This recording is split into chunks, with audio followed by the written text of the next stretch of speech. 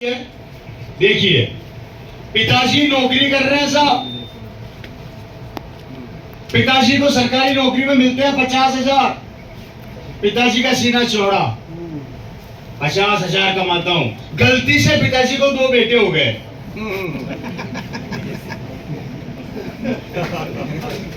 क्या हो गए? गलती से पिताजी को 2 बेटे हो गए। ये भी इंटेलिजेंट है, ये भी इंटेलिजेंट। अब पिताजी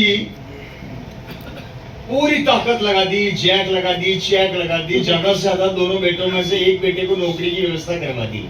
किसकी करवाएंगे, इसकी या इसकी?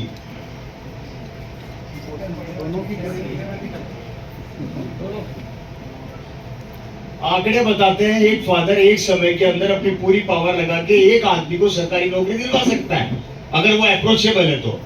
और नहीं है तो कुछ भी नहीं दिलवा सकता। Right sir? मैं आज उल्टे तरीके से ले रहा हूं, वैसे तो प्रैक्टिकली संभव नहीं है ये, लेकिन मैं फिर भी ले रहा हूं। क्या आपके में से कई लोग ये सोचते हैं कि हम तो करवा देंगे, हम तो तुर्रम खा है। क्या है हम? उस तुर्रम खा को पकड़ रहा हूं आज। मैं तो कह रहा हूं कि आपने चेक लगा के नौकरी की व्यवस्था कर दी साहब। ये रवि शर्मा जी यहाँ मंत्री बने बैठे हैं। मैंने बोला ठीक है रामलाल जी, आप अपने बेटे को ले आओ, मैं नौकरी लगवा दूंगा, लेकिन 1 की लगवा सकता हूँ, 2 की नहीं लगवा सकता। बोले सर आप तो 1 की लगा दो। अब आप घर पे आए मिठाई का डब्बा लेके, हाँ मैंने सेटिंग कर ली, मेरा एक बेटा नौकरी लग जाएगा सरकारी। अब कौन से के लगवाओगे?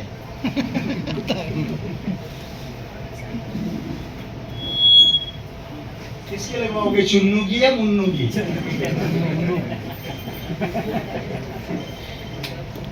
चुन्नू के लगवाते हो तो मुन्नू सर फोड़ देगा, और मुन्नू के लगवाते हो तो चुन्नू हाहाकार मचा देगा।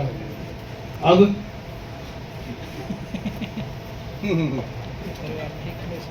फंस गए पापा,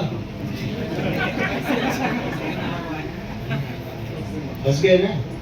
अब क्या करोगे बताओ मेरे को। धीरज रखते रखते तो यहाँ तक पहुंच गए, अब लकड़ियों में ही जाना बाकी रह गया है। ये बड़ा खूबसूरत शब्द है हमारे पास, धीरज रखो।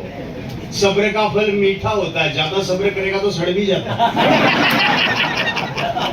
आई बात समझ में? सब्र भी एक लिमिट तक अच्छा लगता है, उससे ऊपर सब्र का फल भी सड़ जाता है फल को। ये कैलकुलेशन आप समझो सर, ये कड़वा सत्य है।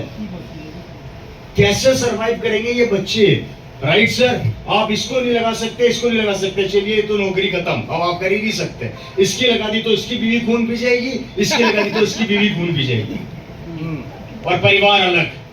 जिस परिवार को आप बांध कर चलना चाहते थे, आज वो परिवार के टुकड़े होने से आप रोक ही नहीं सकते। सही बात। अब रोक के बता दो मेरे को।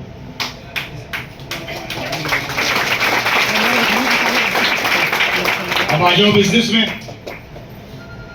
कि साहब मेरी दुकान है, मैं दुकान खुलवा दूंगा। किसके खुलवाएगा? एक ही की।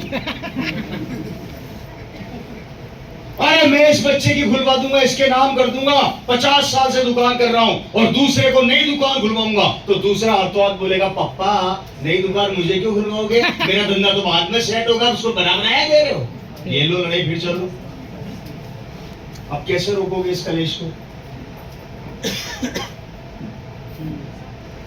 ये आंकड़े में आपको क्यों बता रहा हूं सर? ये हर घर की कहानी हो रही है। कहानी सिर्फ एक है, वो है पैसा, वो है मनी, वो है एक अच्छी जिंदगी, और वो है घर की खुशियां जो हर आदमी ढूंढना चाहता है। और मरते हमेशा ये लोग हैं, और ये इसलिए मरते हैं क्योंकि ये पुरानी परंपरा को छोड़ना नहीं चाहते और नए समाज जमाने के साथ चलना नहीं चाहते।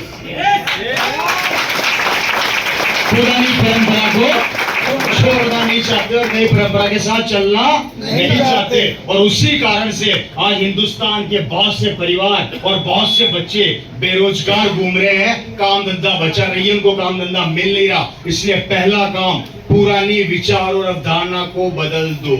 यस।